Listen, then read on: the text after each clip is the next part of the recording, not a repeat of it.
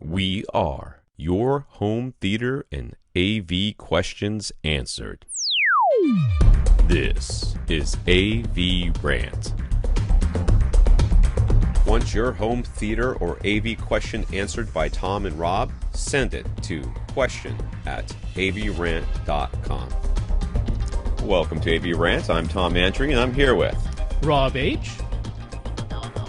Justin, not Bieber, over on Facebook says, Justin, he's still questioning his intentions to buy Acoustics Sierra-2 speakers to replace the EMP Tech Impression Series speakers. The Polk LSI M703s and the RBH SV61Rs and SV661Rs have caused attention. He'd like to know how we think they'd stack up to the Sierra-2s. Also, why does RBH offer both of those two speakers? I'm not saying the stupid letters again. What do the dual woofers in the 661 offer over the single woofer in the 61? It's strictly more output. Okay, so first of all, I took a look at these LS1s from Polk Audio here, and this is their flagship. They're $750 each, so they're a pricey speaker. They have a mid-range tweeter woofer design, I guess. It's very odd, to be honest with you. And it's a ring radiator tweeter. That's their claim to fame. It's a VIFA ring radiator tweeter. Yes, which is odd. I have not seen one of those in, I swear to you, like 8 years. Maybe 10 years. I have not seen a ring radiator tweeter. And I thought they were dead because people realized that they weren't as linear as they should be. Well, so I don't know how much I don't know how much they've changed these from the original Polk LSIs. I heard the original Polk LSIs when they first brought out that series, and they had this new ring radiator tweeter, and they were the beamiest things I've ever. Like, it was almost like a laser beam of high frequency sound. It had no dispersion in the high frequencies. So if you were dead in the sweet spot with them aimed right at you, it was practically electrostatic type of stuff. But if you moved your head at all, if you were slightly out of the sweet spot, it just completely lost all the high frequencies. I don't know if that's changed much in the interim. I don't know if they've updated that series and altered that at all. But yeah, that was the original impression I had of them. I'm like, man, do these things... It's a very odd design with the mid-range on top and the woofer on the bottom. It's almost like a Diapolito design. Little bit, yeah. But it's not clearly. No. But it's a little odd, and I'm wondering if the fact that they have sort of a shared rubber baffle-looking thing here means that they're actually within that box. Those two things are separated from the woofer, which is probably the case, to be honest with you. I have not heard these speakers. I'm sure they sound fine. I would be shocked if they sound any better than the Sierra-2s.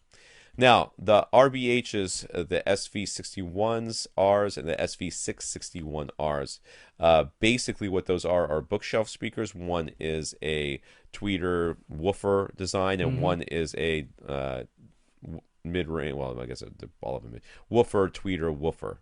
So that's right. That is your the classic Diapolito array, yes. Diapolito array sort of thing.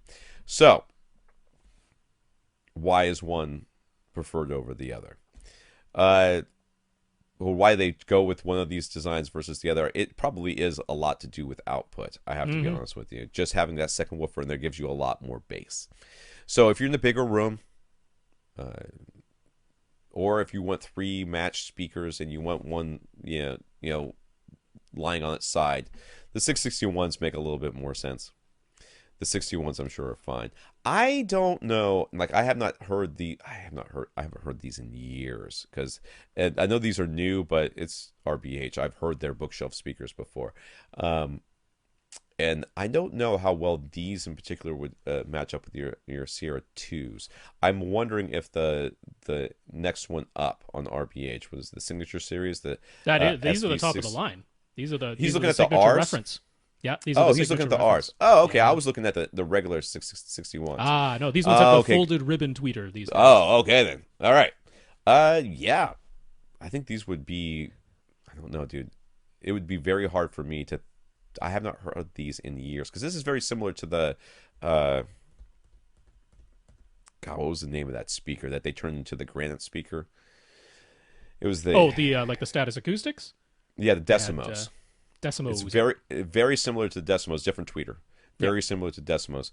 I would be hard pressed to believe that you would have that the Sierra-2s would be significantly better than these reference series speakers from RVHs. Yeah, that seems unlikely. Yeah, I mean, they use this same folded ribbon tweeter in every single speaker in that series, which means it has a lot of output capability because there are some big towers in that series, and it's the same darn tweeter.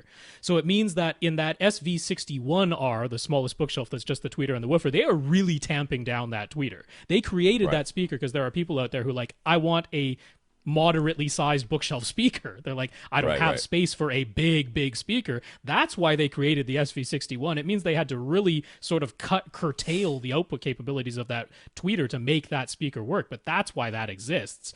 The SV661R with the 2 woofers, that still probably doesn't match the output capabilities of that tweeter because they have the full-size towers, but it's like, well, we can make a bigger bookshelf with higher output capabilities, so let's go ahead and do that. That's kind of what's going on there, in my opinion. Yeah, like I say, that tweeter, it can definitely play louder, that tweeter, than the smaller ribbon tweeter in the Sierra-2. And its output capabilities are higher. It's also a larger woofer, a significantly larger cabinet. So everything about the design of those RBHs tells me it can probably play louder than the Sierra-2. The Sierra-2 is not a slouch, but it's not meant for a huge room or anything like that. These RBH, everything from that Impression series that they make at EMP Tech on up, they go for loud output capability. That is a hallmark of RBH. If you got the power, they can play loud. Right. That would be the advantage I would expect out of those speakers over the Sierra-2s.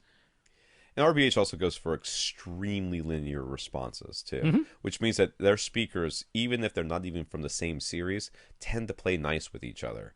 Yeah. So you can actually mix and match between series, in my experience. These would be very similar, and if in my guess would be, if you go and you read reviews of the Decimo bookshelf speakers, you're going to find probably similar experiences with this particular speaker. Now, remember, the tweeter is completely different, so there's going to be some issues there that you're going to want to look out for. But I imagine that the Decimo speakers... Now, how much are these things? Do we know how much they are? They're dealer only. I didn't look that up, but I want to warn him... Check out the size. Check out the physical size. Right. Because even those SV60 ones, those are not small. In the pictures, they might look nice and sleek because they got the curved cabin and everything. That's a 6.5-inch driver, and there's a fair amount of space on either side of it. That is a pretty big cabinet. The Sierra-2s are way more svelte than these. So don't just go by images. The thing I love about RBH, right? You go and you look at the specs, and they rate them down to 55 hertz, and you're like, these speakers can play lower than 55 hertz. You know it, right? And they're so conservative with their stuff. Like, just know that they're going to be. Of course, they rate the top end at 40 kilohertz, which is probably absolutely true too. Not that that makes any difference. I'm just kind of glancing at all this thing. So the dimensions of the speaker are, let me see, that's the grill. Oh, here it dimensions.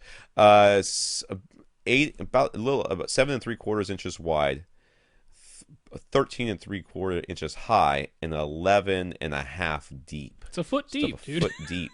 Yeah.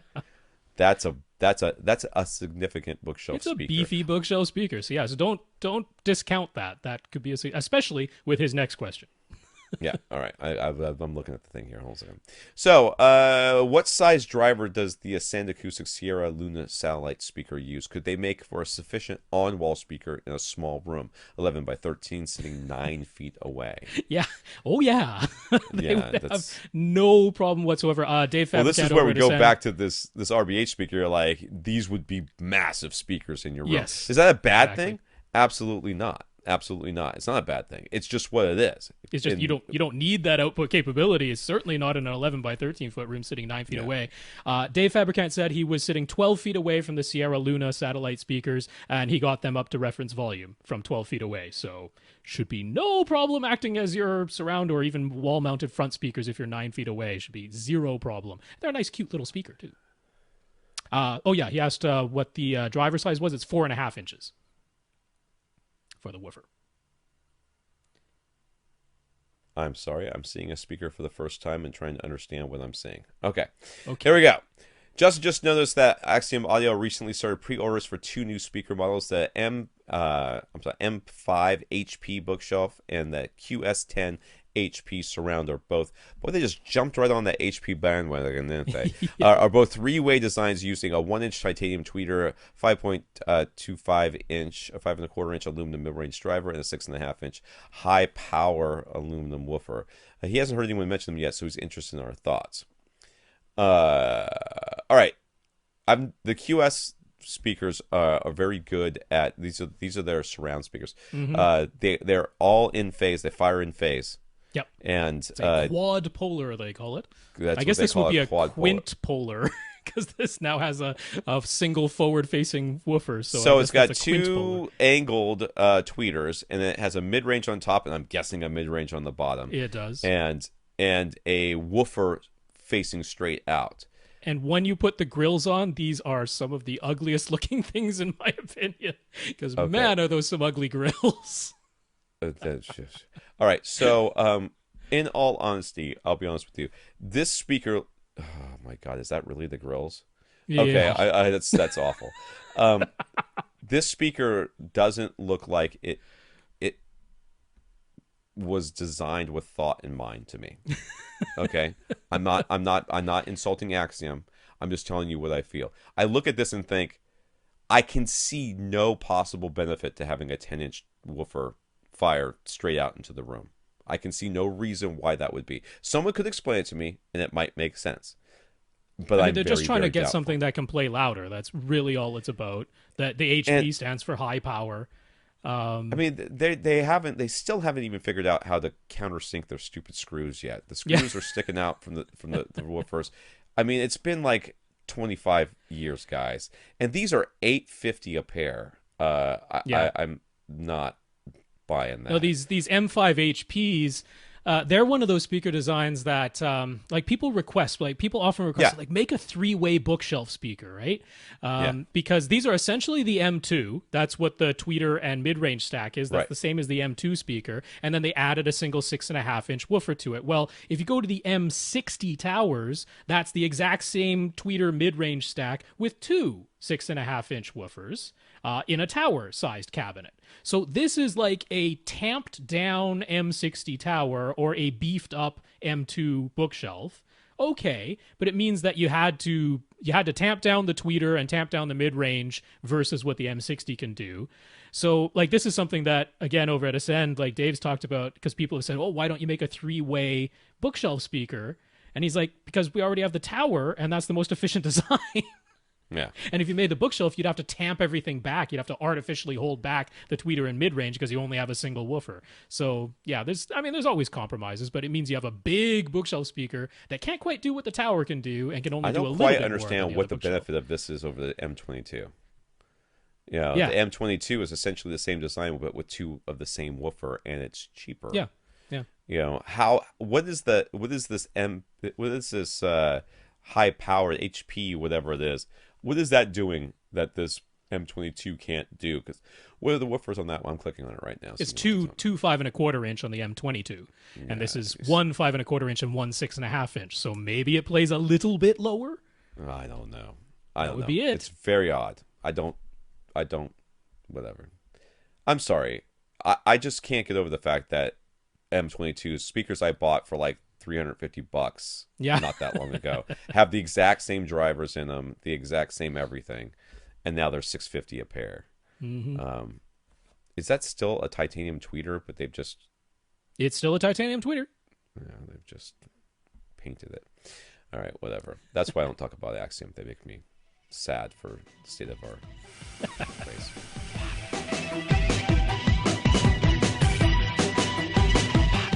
Want your question answered? Send it to question@avrant.com.